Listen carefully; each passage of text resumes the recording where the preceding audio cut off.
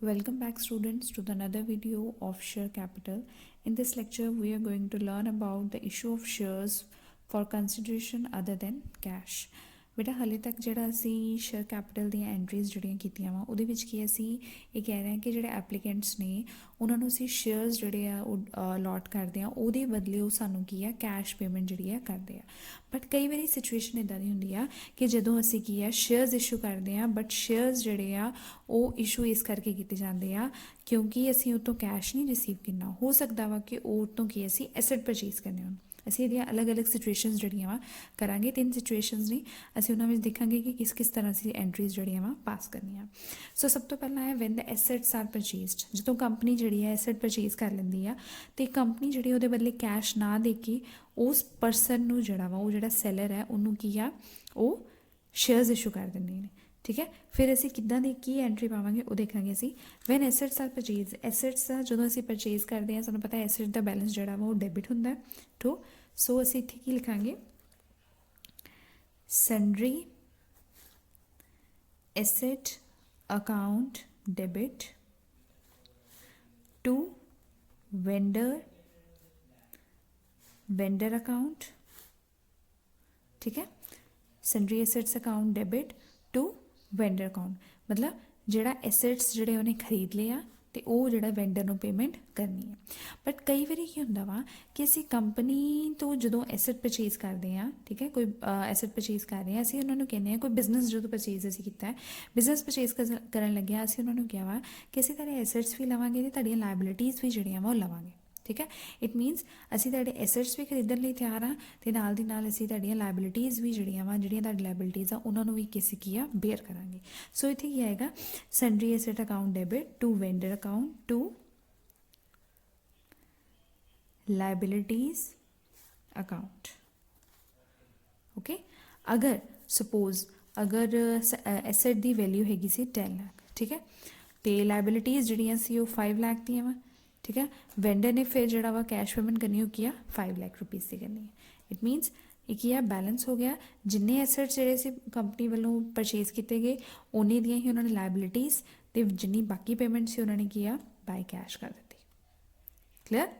ये सिचुएशन से जो की आ एसैट्स की वैल्यू जी लायबिलिटीज़ के जोड़े लायबिलिटीज़ तो प्लस जी कैश पेमेंट करनी सी वो की आ इक्वलेंट रही ठीक है मतलब जो डेबिट से वो इक्वल हो गया क्रेडिट की बट कई बार सिचुएशन ये होंगी आ कि एसैट्स तो एसैट्स की वैल्यू तो ज़्यादा जोड़ा वा असी उन्होंने किया पेमेंट करते हैं जिदा suppose sundry asset account debit to vendor account to liabilities account suppose vendor ने पे किया 9 लाख लायबिलिटीज़ से 3 लाख दियाँ तो पेमेंट जी पेमेंट जी हुई है वो की है 10 लाख की पेमेंट है ठीक है मतलब वेंडर ने जी पेमेंट की 9 लाख तो लायबिलिटीज़ भी बेयर की असीं ये देखा कि किस तरह की डील हैगी है जिहदे की है असीं क्यों उन्होंने वध पेमेंट जी है करते पे हैं 9 तो 3 मतलब 12 लाख की पेमेंट कर रहे हैं जो कि एसैट्स की वैल्यू कितनी है वो 10 लाख है सो असी ये एक्सट्रा पेमेंट क्यों करते हैं एक बिजनेस को परचेज करने वास्ते जो कि एसैट्स की वैल्यू घट है असी लायबिलिटीज़ भी उन्होंने उदा दी लायबिलिटीज़ भी इंकर कर रहे हैं तो उन्होंने वेंडर जोड़ा वा उन्होंने कैश पेमेंट भी कर रहे हैं क्यों असी करते हैं एक्सट्रा पेमेंट वो होंगी है ड्यू टू गुडविल अकाउंट ठीक है क्योंकि वो कंपनी जी वो गुडविल बड़ी है उस करके वो जी गुडविल की वैल्यू है यदा मतलब है जी 2 लाख की वैल्यू की है गुडविल की वैल्यू ठीक है ये वो हो गया जो कि है ये फर्स्ट सिचुएशन से जिहदे विच की है balance of debit is equal to credit ठीक है ये डेबिट जोड़ा वा डेबिट एंड क्रेडिट की जी वैल्यू हैगी है वो इक्वल नहीं है एक होर सिचुएशन हो सकती है जिहदे विच की है sundry asset account debit to vendor account to liabilities account suppose payment सी एसेट्स की वैल्यू सी 12 लाख वेंडर ने पेमेंट की 9 लाख तो लायबिलिटीज़ सी ਸਪੋਜ਼ 2 ਲੱਖ ਦੀਆਂ, ਠੀਕ ਹੈ। ਹੁਣ ਐਸੈਟਸ ਜਿਹੜੇ ਜ਼ਿਆਦਾ ਦੇ ਖਰੀਦੇ ਆ ਅਤੇ ਪੇਮੈਂਟ ਜਿਹੜੀ ਅਸੀਂ ਘੱਟ ਕੀਤੀ ਆ, ਫਿਰ ਵੀ ਜਿਹੜੇ ਐਸੈਟਸ ਦੀ ਜਿਹੜੀ ਆ ਵੈਲਿਊ ਜਿਹੜੀ ਉਹ 12 ਲੱਖ, ਮਤਲਬ ਡੈਬਿਟ ਜਿਹੜਾ ਉਹ ਇਕੁਅਲ ਟੂ ਕ੍ਰੈਡਿਟ ਨਹੀਂ ਹੈਗਾ। ਕਿਉਂ ਨਹੀਂ ਹੈਗਾ? ਕਿਉਂਕਿ ਇਹਦੇ ਵਿੱਚ ਕੀ ਅਸੀਂ ਇੱਕ ਰਿਜ਼ਰਵ ਕ੍ਰੀਏਟ ਕੀਤਾ ਟੂ ਕੈਪੀਟਲ ਰਿਜ਼ਰਵ। ਇਹ ਇੱਕ ਸਪੈਸ਼ਲ ਤਰ੍ਹਾਂ ਦਾ ਰਿਜ਼ਰਵ ਹੈਗਾ ਵਾ ਜਿਹਨੂੰ ਕਿ ਅਸੀਂ ਸਪੈਸੀਫਿਕ ਪਰਪਸ ਵਾਸਤੇ ਜਿਹੜਾ ਵਾ ਉਹ ਕ੍ਰੀਏਟ ਕੀਤਾ ਵਾ, ਠੀਕ ਹੈ। ਸੋ ਇਹ ਸਿਚੁਏਸ਼ਨ ਹੋ ਗਈ ਜਦੋਂ ਕਿ ਇਹ ਕੰਪਨੀ ਵੱਲੋਂ ਐਸੈਟ ਪਰਚੇਜ਼ ਕੀਤਾ ਗਿਆ। ਸੋ ਇਹਦੇ ਵਿੱਚ ਕੀ ਅਸੀਂ ਐਸੈਟਸ ਜਦੋਂ ਪਰਚੇਜ਼ ਕੀਤੇ ਆ, ਮਤਲਬ ਕੰਪਨੀ ਨੇ ਜਦੋਂ ਕੋਈ ਬਿਜ਼ਨਸ ਪਰਚੇਜ਼ ਕੀਤਾ ਵਾ, ਉਸ ਬਿਜ਼ਨਸ ਦੇ ਐਸੈਟਸ ਵੀ ਪਰਚੇਜ਼ ਕਰ ਲੈਣੇ ਅਤੇ ਲਾਇਬਿਲਿਟੀਜ਼ ਵੀ ਪਰਚੇਜ਼ ਕਰ ਲੈਣੇ, ਅਤੇ ਜਿਹੜੀ ਪੇਮੈਂਟ ਹੈਗੀ ਉਹ ਵੈਂਡਰ ਨੂੰ ਜਿਹੜੀ ਆ ਕੀਤੀ ਹੈ। ਅੱਛਾ ਬੱਚੇ, ਹੁਣ ਇੱਕ ਚੀਜ਼ ਅਸੀਂ ਯਾਦ ਰੱਖਣੀ ਹੈ, ਜਿਹੜੀ ਪੇਮੈਂਟ ਅਸੀਂ ਵੈਂਡਰ ਨੂੰ ਕੀਤੀ ਹੈ ਨਾ, ਉਹਦੇ ਅਗੇਂਸਟ ਜਿਹੜੇ ਅਸੀਂ ਸ਼ੇਅਰਸ ਇਸ਼ੂ ਕਰਦੇ ਹਾਂ, ਠੀਕ ਹੈ। ਜਿਹੜੇ ਸ਼ੇਅਰਸ ਇਸ਼ੂ ਹੁੰਦੇ ਆ ਉਹ ਜਿਹੜੀ ਪੇਮੈਂਟ ਅਸੀਂ ਵੈਂਡਰ ਨੂੰ ਐਕਚੁਅਲ ਵਿੱਚ ਕੀਤੀ ਹੈ ਨਾ, ਉਹਦੇ ਅਗੇਂਸਟ ਹੁੰਦੇ ਆ, ਠੀਕ ਹੈ। ਹੁਣ ਇਸ ਕੇਸ ਵਿੱਚ ਵੀ ਦੋ ਸਿਚੁਏਸ਼ਨਸ ਆ ਜਾਂਦੀਆਂ ਵਾ ਕਿ ਜਿਹੜੀ ਵੈਂਡਰ ਨੂੰ ਅਸੀਂ ਪੇਮੈਂਟ ਕਰ ਰਹੇ ਹਾਂ ਉਹ ਕਿਸ ਤਰ੍ਹਾਂ ਕਰ ਰਹੇ ਹਾਂ। ਹੋ ਸਕਦਾ ਵਾ ਕਿ ਅਸੀਂ ਜਿਹੜੇ ਸ਼ੇਅਰਸ ਨੇ ਉਹ ਐਟ ਪਾਰ, ਜਾਂ ਫਿਰ ਅਸੀਂ ਉਹ ਸ਼ੇਅਰਸ ਜਿਹੜੇ ਨੇ ਐਟ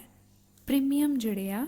ਉਹ ਇਸ਼ੂ ਕਰ ਰਹੇ ਹਾਂ। ਐਟ ਪਾਰ ਦਾ ਮਤਲਬ ਹੋ ਗਿਆ ਜਿੰਨੇ ਦਾ ਸ਼ੇਅਰ ਹੈਗਾ ਅਸੀਂ ਉਹਨਾਂ ਨੂੰ ਓਨੇ ਤੇ ਹੀ ਦੇ ਰਹੇ ਹਾਂ। ਸਪੋਜ਼ ਹੁਣ ਇਸ ਕੇਸ ਵਿੱਚ ਕੀ ਸੀ, ਪਹਿਲਾਂ ਤਾਂ ਇਹਦੀ ਅਸੀਂ ਐਂਟਰੀ ਦੇਖਾਂਗੇ। ਇੱਥੇ ਅਸੀਂ ਜਿਹੜੀ ਸੀ ਪੇਮੈਂਟ ਕਰਨੀ ਸੀ, ਠੀਕ ਹੈ। ਇੱਥੇ ਅਸੀਂ ਪੇਮੈਂਟ ਕਰਨੀ ਸੀ, ਇੱਥੇ ਅਸੀਂ ਸ਼ੇਅਰ ਇਸ਼ੂ ਕਰਨੇ। ਸੋ ਅਸੀਂ ਐਂਟਰੀ ਕੀ ਪਾਵਾਂਗੇ, vendor account debit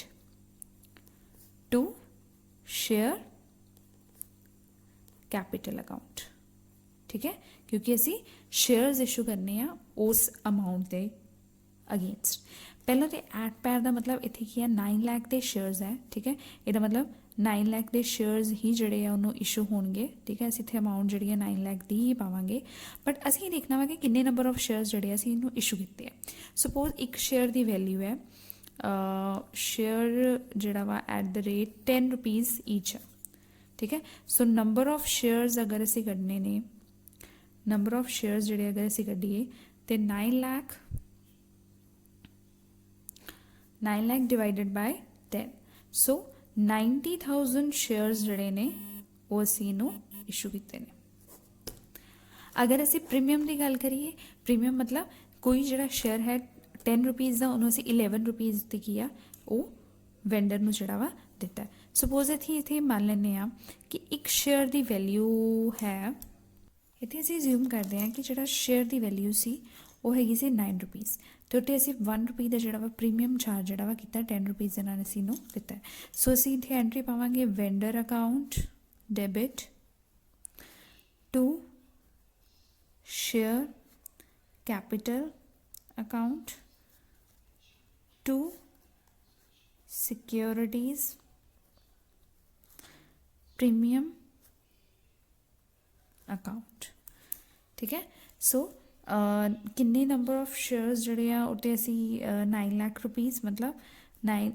9 lakh rupees ਜਿਹੜੇ ਆ ਅਸੀਂ ਰਿਸੀਵ ਕੀਤੇ ਨੇ। ਅਸੀਂ ਇੱਥੇ ਲਿਖ ਦਾਂਗੇ 9 ਲੱਖ, ਓਕੇ। ਇੱਥੇ ਆਏਗਾ, ਇੱਥੇ ਟੋਟਲ ਜਿਹੜਾ ਅਸੀਂ ਰਿਸੀਵ ਕੀਤਾ ਹੈ ਉਹ ਤੋਂ ਉਹ ਕੀਤਾ 10 ਲੱਖ ਰੁਪੀਜ਼ ਜਿਹੜੇ ਅਸੀਂ ਰਿਸੀਵ ਕੀਤੇ ਨੇ, ਠੀਕ ਹੈ। ਉਹਦੇ ਵਿੱਚੋਂ 9 ਲੱਖ ਜਿਹੜੇ ਆ ਉਹ on account of share capital, ਅਤੇ ਜਿਹੜਾ 1 ਲੱਖ ਹੈ ਉਹ ਕੀ ਆ, ਕਿਸ ਕਰਕੇ ਆ, ਉਹ ਕੀ ਹੈ, premium the. Number of shares ਅਗਰ ਅਸੀਂ ਕੱਢਣੇ ਹੋਣ, ਨੰਬਰ ਆਫ ਸ਼ੇਅਰਸ ਜਿਹੜੇ ਆ ਉਹ ਕਿੱਦਾਂ ਆਏਗਾ, 10 ਲੱਖ